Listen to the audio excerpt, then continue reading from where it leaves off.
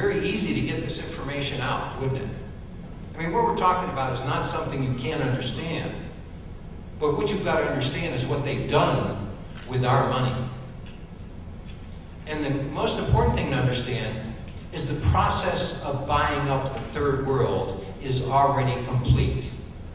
They take inefficient dictatorships through the International Monetary Fund and the World Bank, and they make them efficient dictatorships. They get ways to control their people. Every time you hear that we're in foreign aid, giving $600 million to a country to, quote, raise their standard of living, you cannot point out since 1913 one third world country that has had their standard of living raised one iota.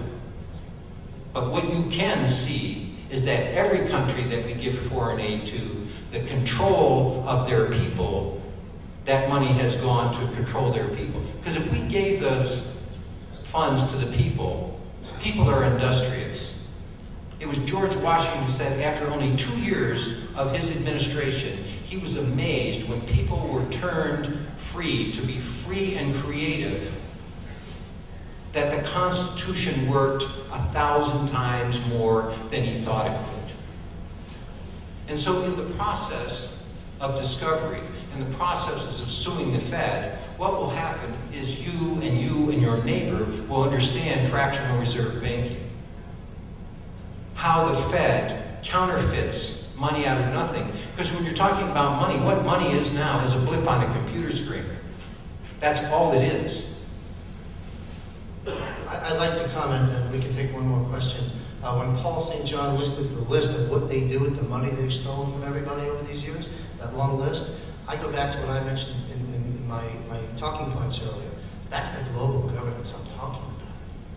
You know, it's just that those words, oh, it's conspiracy. No, it's not conspiracy, it's fact. You see, in the end, what we're talking about is a one-world justice system, a one-world currency, a one-world military for global control. And if you're following Cass Sunstein, one of the 40-something czars we have up in Washington, the end goal of this is a reduction of the world's population, and that's what we're dealing with. One more question.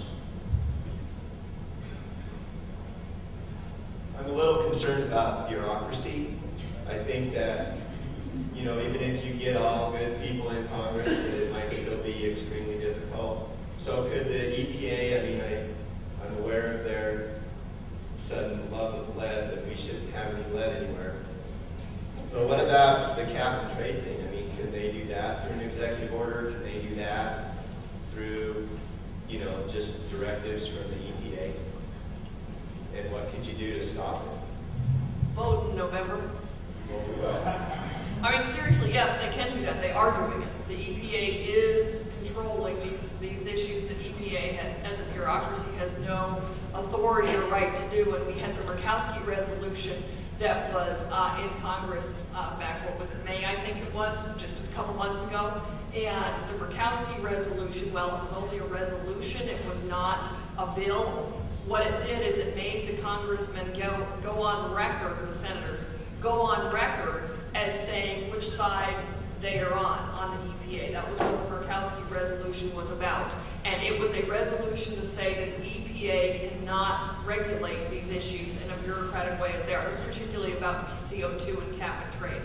But that's been the threat that they have held over the American public is if you don't go for cap and trade, the EPA is just going to push it through and you're not going to have, it'll be worse when the EPA does it than if Congress passes legislation. And so that has been the hammer that has been held over the head of the American people regarding cap and trade. And as I said, the Murkowski resolution was designed to kind of just take a position. And I look at the Murkowski resolution for our Democrat friend over there. There was maybe other Democrats here, but you're the one who stood up and said that when people say, oh, well, both parties are the same, they're all corrupt. You know, there's corruption on both sides, there's no question about that. But when you look at something like the Murkowski resolution, which was about the EPA and the authority that they have, and that they have too much authority, 100% of the Republicans voted for the Murkowski resolution. I believe it was 8 or 9 Democrats voted for the Murkowski resolution. You look at that, an issue like that that's really cut and dry, that has no amendments, that has no mess to it, it's just a straight cut and dried issue. You see the parties do make a difference. Yes, there's trouble in both of them. Yes, you can look for a bad apple in both. But it does make a difference. The general philosophy of how they govern and how they work, there is a difference in it. And so the EPA, regardless of what they do today through November, if we get the right people in power in November, whatever they might do can be overturned because they can vote to say to the EPA, no, you do not have that much power. And while I have a microphone for a second, I just want to throw out a question, Dr. Davis, as you said, why do we have debt? I just want to throw out a question that maybe you'll wake up in the middle of the night about is why conserve energy? This is the greatest country in the world. Why should we conserve energy? Maria, I want to ask you a question. You touched on it a little bit, and nobody knows. I want to kick the TV, and every time somebody tells me that there's not enough oil in the United States, and we got to go up and go 500 miles on it. The largest concentration found of oil is between Montana, Canada, and North Dakota. Larger than Venezuela, Saudi Arabia combined. And today you're the only one that touched on that a little bit. It's amazing to me that nobody